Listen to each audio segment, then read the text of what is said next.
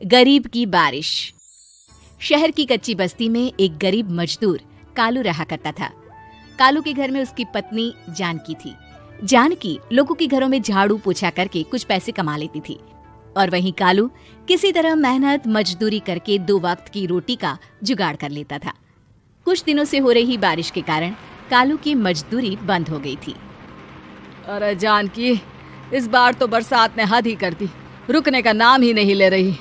कुछ समझ में नहीं आ रहा, अगर इसी तरह काम पर नहीं गया तो 2 वक्त की रोटी का जुगाड़ कैसे होगा।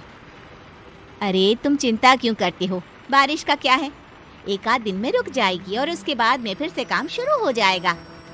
अरे 3 दिन तो हो गए, बरसात तो रुक ही नहीं रही है और आगे भी रुकने के कोई आसार नहीं दिख रहे। तो क्या हुआ, तुम्हारा काम बंद हुआ है ना। मैं तो अभी भी लोगों के घर झाड़ू पोछा करने जाती ही हूँ।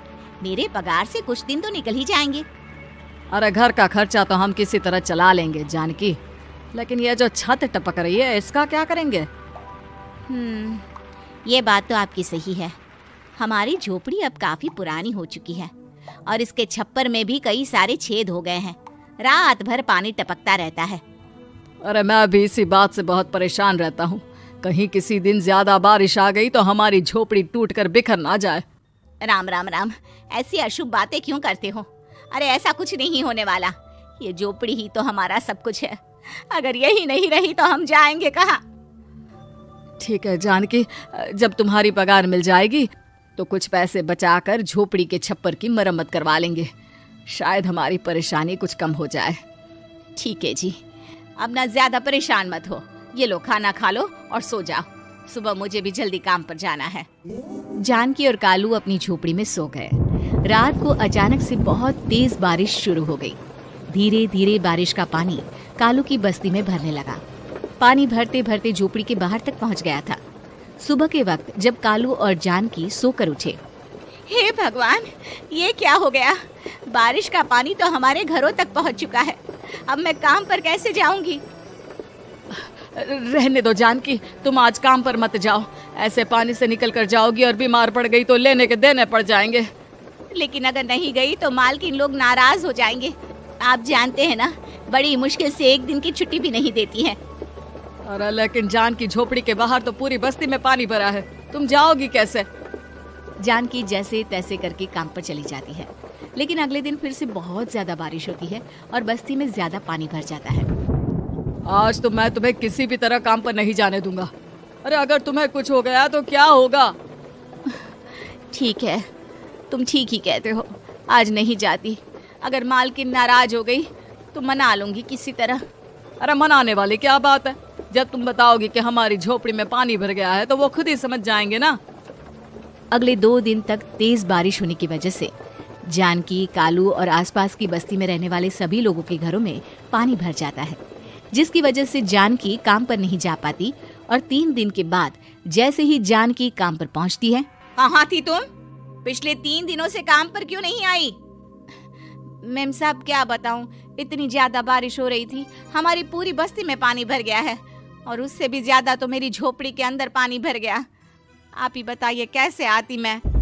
इसका मतलब ये हुआ कि बारिश होगी तो तुम काम पर नहीं आओगी। ना ना, मेरे कहने का ये मतलब नहीं था मेम साहब। तुम जानती भी हो 3 दिन से कितनी परेशानी हो रही है मुझे। सारा काम मुझे खुद करना पड़ा। माफ कर दीजिए मालकिन जी, पर मैं क्या करती, आने के लिए रास्ता ही नहीं था, सब जगह पानी भरा हुआ था। बहाने तो तुझे बहुत बनाने आते हैं। जानकी देख, अगर अगली बार ऐसा किया ना तो फिर काम से हमेशा के लिए छुट्टी। अरे ना ना मालकिन, ऐसा मत कीजिए। बारिश की वजह से मेरे पति की मजदूरी भी छूट गई है। बड़ी मुश्किल से घर में 2 वक्त खाने की रोटी का जुगाड़ हो पाता है। आप मुझे काम से निकाल देंगे तो हम क्या खाएंगे। अगर इतनी ही चिंता है तो फिर रोजाना काम पर आया करो। चलो अब जल्दी से जाकर घर का सारा काम करो। बारिश रुकने का नाम ही नहीं ले रही थी। पूरे शहर में बाढ़ जैसे हालात बन गए थे, लेकिन नौकरी जाने के डर से जानकी किसी तरह रोज काम पर जाती थी। एक दिन जब जानकी काम करके अपने घर लौट आई तो अचानक उसकी बस्ती में कुछ लोगों का शोर सुनाई दिया। अरे लगता है बाहर कुछ हुआ है, मैं जाकर देखता हूँ। हाँ हाँ, पता तो कीजिए, ये बस्ती में लोग इतना शोर क्यों कर रहे हैं। बाहर जाकर कालू ने एक आदमी से पूछा, अरे क्या हुआ भाई, इतना शोर क्यों मचा रहा है। अरे क्या बताए भैया, अपनी बस्ती के बाहर एक पुल टूट गया है और वहाँ पर एक कार फंसी है। थोड़ी देर में अगर किसी ने नहीं बचाया ना तो वो कार पानी में बह जाएगी। ये क्या कह रहे हो भैया? कार के अंदर कोई है क्या? हाँ, कोई औरत बैठी है, अकेली है, बहुत रो रही है बेचारी, मदद के लिए बुला रही है। अरे तो हमें जाकर उनकी मदद करनी चाहिए ना। अरे लेकिन इसमें बहुत खतरा है, हमें अपने आप को बचाना चाहिए। पानी कभी भी हमारी बस्ती की तरफ आ सकता है। अरे तुम्हें नहीं चलना तो मत चलो, लेकिन मैं तो जाकर उस औरत की मदद जरूर करूंगा। कालू उस जगह पर पहुंचता है जहां वो औरत कार में फंसी हुई थी। वहां पर पानी का बहाव बहुत तेज था और सारा पानी कालू की बस्ती की तरफ ही आ रहा था। कालू ने एक बड़ी सी रस्सी को पेड़ से बांध दिया और दूसरे सिरे को कार की तरफ फेंक दिया और उस औरत को रस्सी के सहारे बाहर आने के लिए कहा। तभी वहां जानकी भी दौड़ती हुई आई। अरे ये तो मेरी मालकिन है जिनके यहाँ मैं काम करने जाती हूँ। अरे मैडम जी, आप डरिएगा मत, आपको कुछ नहीं होगा। आपकी गाड़ी को भी मैंने रस्सी से बांध दिया है। थोड़ी देर में पानी का बहाव कम हो जाएगा, फिर हम आपकी कार को भी बाहर निकाल लेंगे।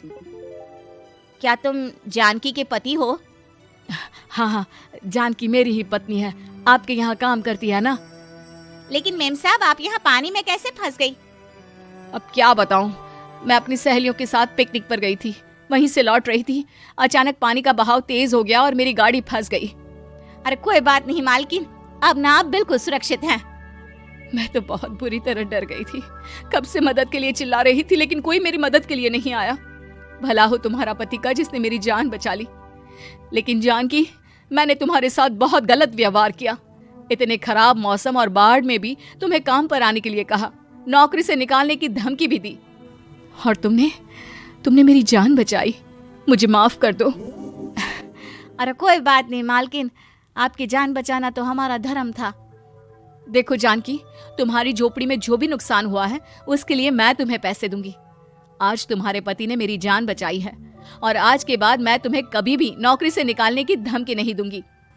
आज मैं तुम्हारी परेशानी को अच्छी तरह समझ चुकी हूँ। हम जैसे पैसे वाले लोगों के लिए अपने घर में बैठकर बारिश का मजा लेना बहुत आसान है, लेकिन तुम गरीब लोगों के लिए बाढ़ और बारिश काफी परेशानी खड़ी कर देते हैं। ये बात मुझे आज अच्छी तरह समझ आ गई है। आपका बहुत बहुत धन्यवाद मालकिन।